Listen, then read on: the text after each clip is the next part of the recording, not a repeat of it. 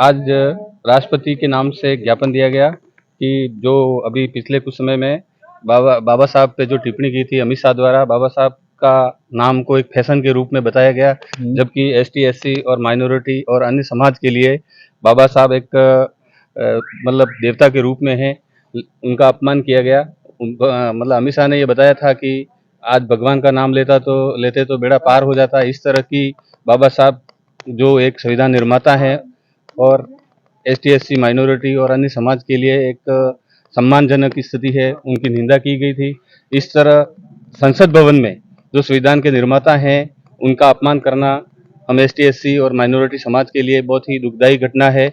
हम बाबा साहब के अपमान को सहन नहीं कर सकते हैं। भीम आर्मी आज सलूम्बर जिला कमेटी की ओर से और अन्य समाज द्वारा ज्ञापन दिया गया है कि अमित शाह को तुरंत ही बर्खास्त किया जाए, अमित शाह माफी मांगे, अन्यथा पूरे राजस्थान ही नहीं पूरे देश भर के लोग एसटी, एससी, माइनॉरिटी के लोग सड़कों पे उतरेंगे।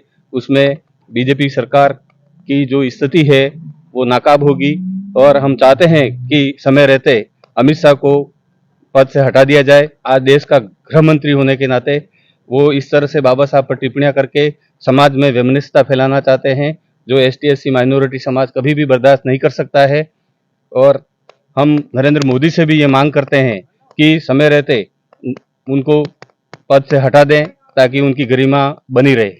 जो आपने ज्ञापन दिया है राष्ट्रपति के नाम से, उसमें मुख्य बिंदु क्या थे? मुख्य बिंदु यही है कि उन्होंने हमारे समाज के जो आइकन हैं या सुविधा निर्माता हैं, मतलब ये लोग मनुवादी संस्कृति के लोग हैं, जो मतलब बाबा साहब के संविधान को नहीं मानते हैं। वो मनुस्मृति का कानून लागू करना चाहते हैं, जो देश के गरीब दबे कुचले लोगों के लिए जो उन्होंने आवाज उठाई थी, वो लोग कभी भी इस चीज को बर्दाश्त नहीं कर सकेंगे, बाबा साहब के अपमान को।